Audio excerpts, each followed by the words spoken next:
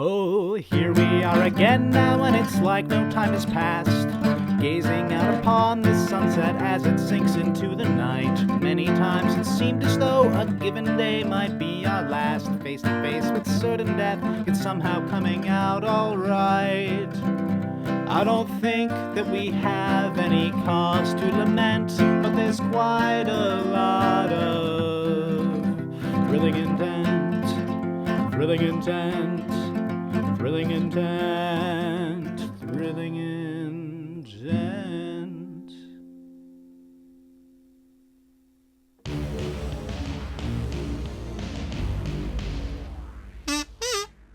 Meanwhile, in Steel Point, the initiative to crack down on certain unwanted elements in the basement of their great fortress had begun.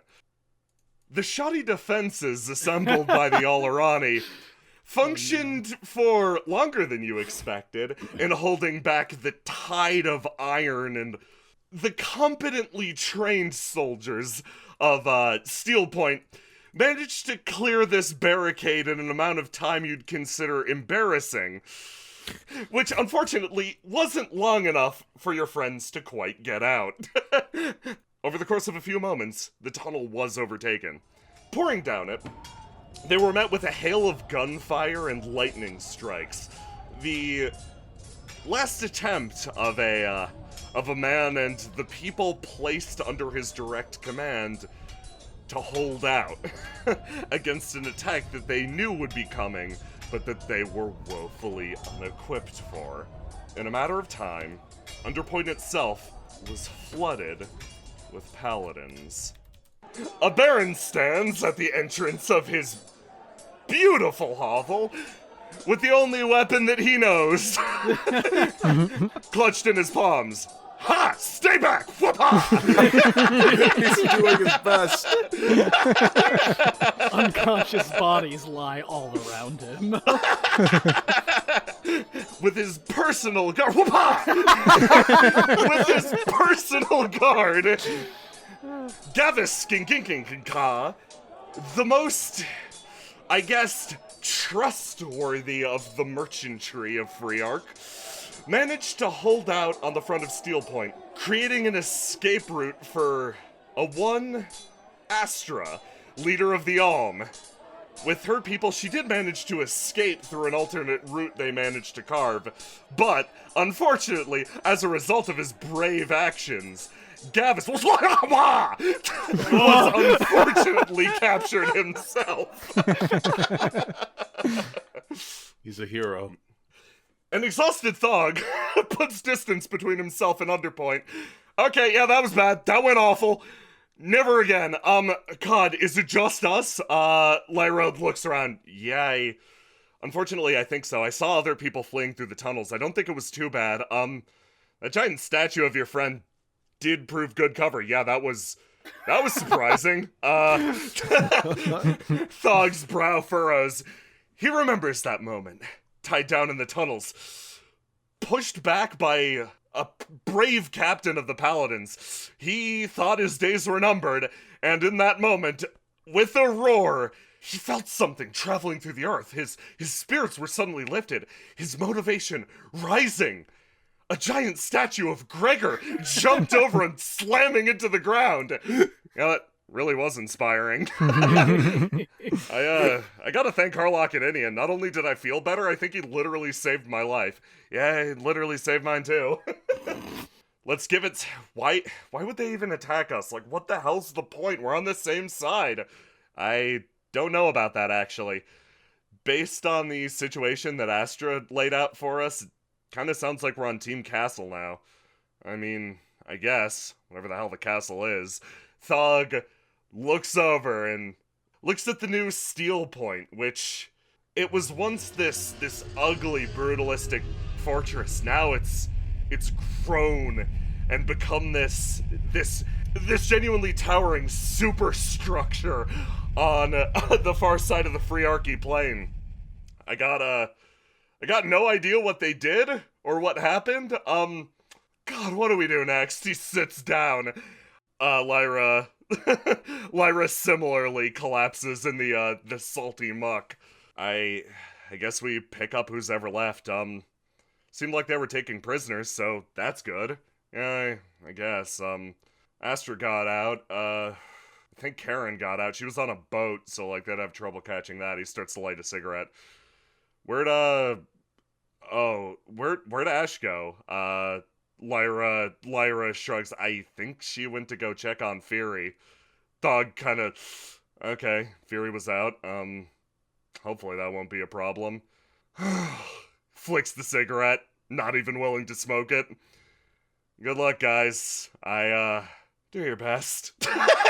He collapses, winded, on what he realizes now is a pile of skulls. What the fuck? So, we now turn our attention to a one Private Rains. She is not supposed to be here. Life in Freeark is hard. It's exceptionally and unbelievably difficult. Just getting by in this hellhole of a place requires either some sort of good fortune, a special gift, or, in most people's cases, it requires some sort of supporter, whether that be an organization, whether that be you go to work for the army, the church. Rains, unfortunately, her future was bound to the local militia, which of all the armed forces in all of Freeark it's purely a reactionary one. It only exists to retaliate when the creatures from the dark strike back, and there needs to be someone protecting those people before the hunters arrive, of course. The militia, unfortunately, has the most abysmal survival rate of any trained military organization the world over. Freeark, as it stands, is a miserable, horrid place, and your time in the militia is best spent trying to discover another line of work. So, Rains finds herself trying to just squeak away from the combat. Just trying to make sure that the paladins do their thing. They get into this big fight in Underpoint, and she can maybe go home. She can sneak off like she knows a lot of the other militia members did. And she finds herself wandering away, rifle in hand, and she hears this beautiful melodic tone ringing out through the undergrowth, and drawn to it, she wanders out of the horrible twisted tree line, stumbles through the salt, and sees on the far side of the clearing Fury sitting as if not a care in the world, playing her lyre, and watching as the situation unfolds. Rain's borderline entrenched. She wanders forward, kind of waves. Fury smiles to her, not really expecting anyone. The private, so used to constantly fearing for her life, senses no hostility from the woman, despite the fact that they're supposed to capture or kill anybody not in uniform. For some reason, she feels compelled to peace. Maybe it's how supernatural or unusual this scene is.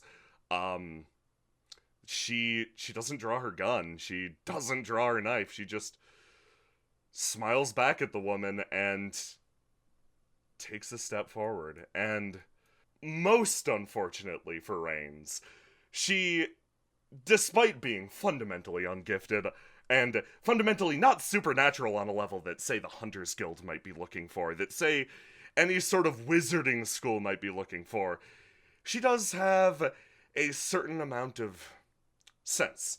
Sense in a way that only people who have unfortunately survived in the dirt and the muck for years and years and years have. A sense that ties to the fundamental properties of the world and, unfortunately, lays bare some of its more horrid truths. She takes a step forward as if drawn by the music, and for a second she sees it behind Fury. She sees the towering monstrosity bound to this woman. And In a moment of fear and perhaps pure bravery, Private Rains dives forward, shields this person she doesn't even know from a threat that is ostensibly not an issue, throws her back, levels her rifle, and takes a shot at a thing that only she can see. A ripple travels through the clearing. Something like this is so used to being unthreatened. It's like striking at a wound that has yet to scab. The bullet digs into it. Shockingly, it feels pain for the first time in years. And that pain forces it to release a howl, a defense mechanism that will protect it from any sort of outside force. And the clearing freezes. The branches, animated by whatever the hell is happening to Castle Crowhenge, stop. The mud she just kicked into the air, the flash of her muzzle, all pause in the air, and everything becomes completely still. Fury, confused, a little aghast, looks at the private who she's never met before, and looks at her guardian. She knows what's coming next. She knows what's about to happen. Oh, that's unfortunate. Hey, prods the side of her head. No, of course you probably can't hear this. Oh boy, that's... For one of the first times you see Fury get visibly a little worried, she looks around the clearing. It should be okay. If this part of the countryside goes missing, that's probably fine. Couldn't get any worse than last time. I guess I should thank you. Seems like you were trying to do a good thing. So, good job. She makes a hand gesture, mostly for her own sake. Then from the far side of the clearing, even in this area of the countryside that's been forcibly frozen, someone continues to move. A step at a time, she drags her way forward, her limbs no longer responding, her ability to move taken away and then returned, and then taken away and then returned. She drags herself forward, grunting. Fury looks over at her guardian and looks at Ash. Oh my goodness. She runs over, supports her, and the two start to walk forward. You want to come with me that bad? Okay. That's actually really sweet.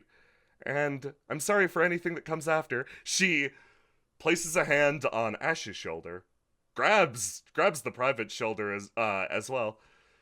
In that case, I guess we'll all go together then. Smiles to the land of the Zeth, and boom!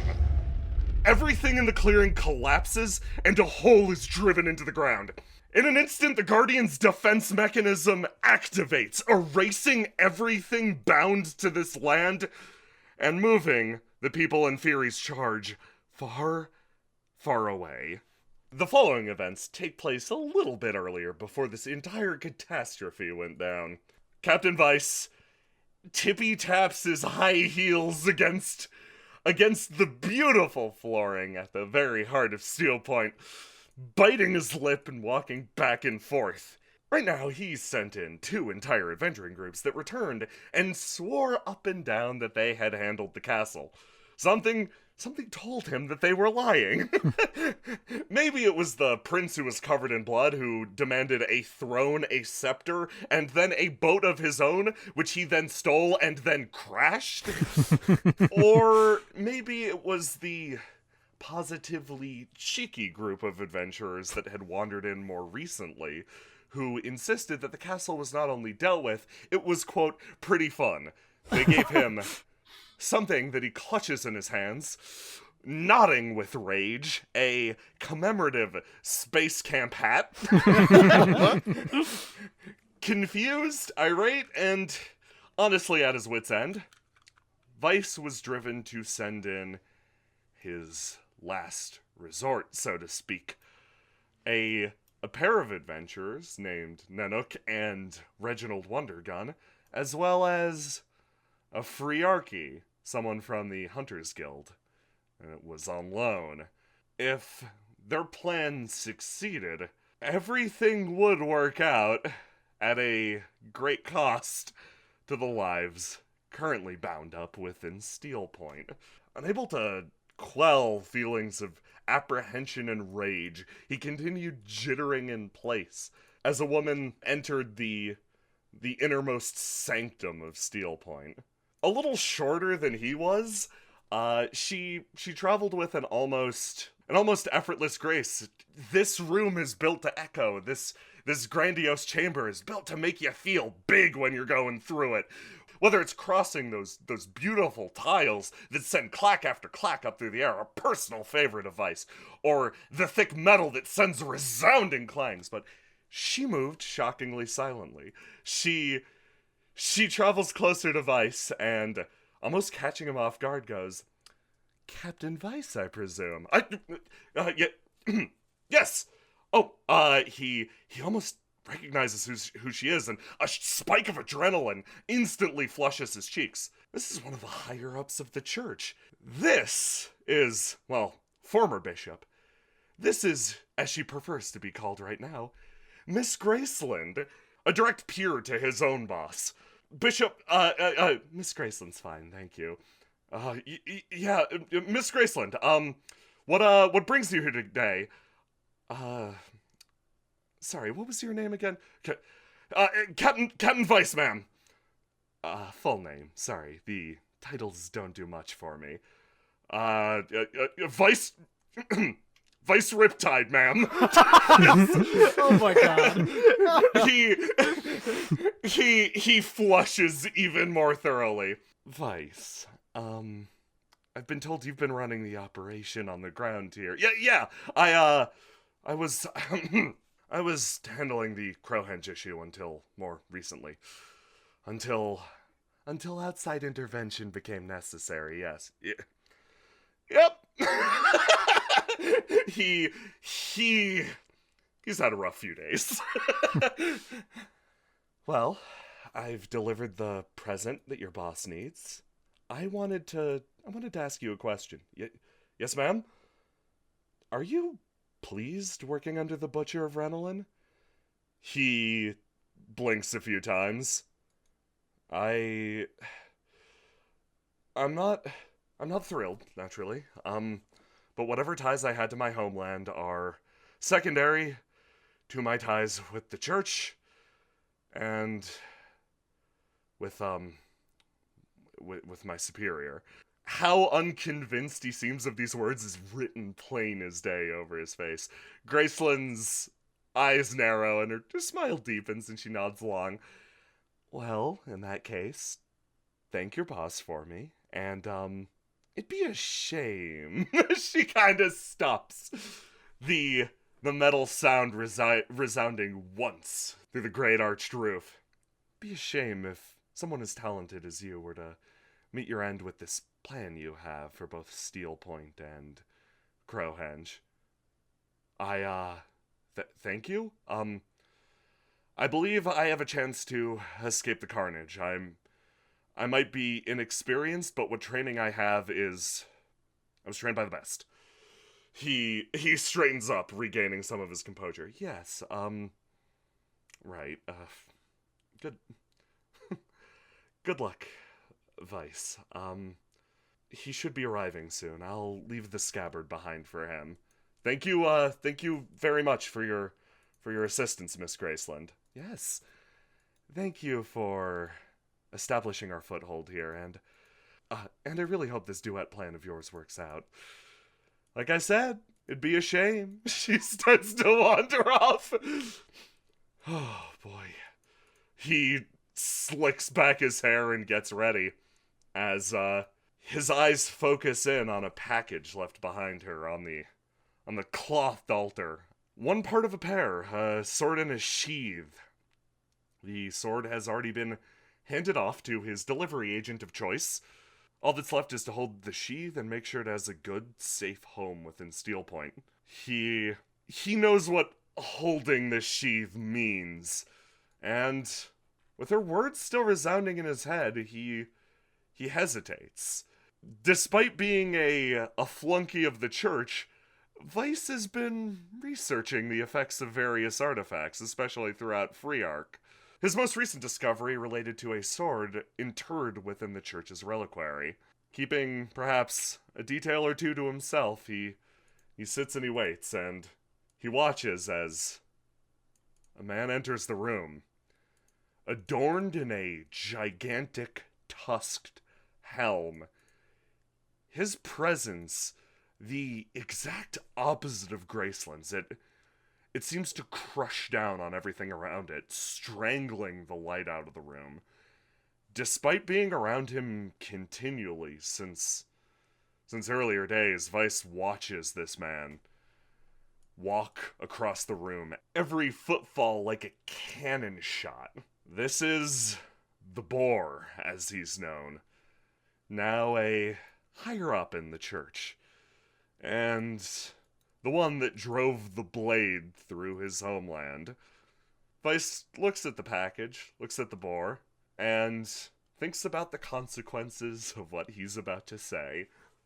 Thinks about what he learned recently. About a cursed item. About holding that sheath, the weight that it places on you. Thinks about how he was nobly about to suggest that he should bear the sheath, that he should bear the weight of these castles. Looks at the Boar, looks down at his own blade. Sir, he takes a step forward. The sheath is prepared for you. The Boar looks back at him, nods a single time, and wanders over. He grips the package, unfurls it, and holds on to an old leather sheath, but the skin of it is unmistakably from no monster or animal that you'd know. And it seems to twitch as he drives his gloved fingers down into it. And he holds it aloft. Now just wait there for Reginald to drop the sword. Just hold still. You'll be fine. Weiss smiles. The Boar nods once. He stares straight ahead, holding the sheath aloft. 10 minutes pass. And a crack is heard.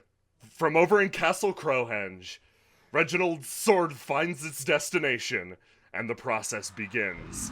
The Duet of Dungeons becoming a solo symphony at this point. The castles are drawn together, and Steel Point and Crowhenge become one.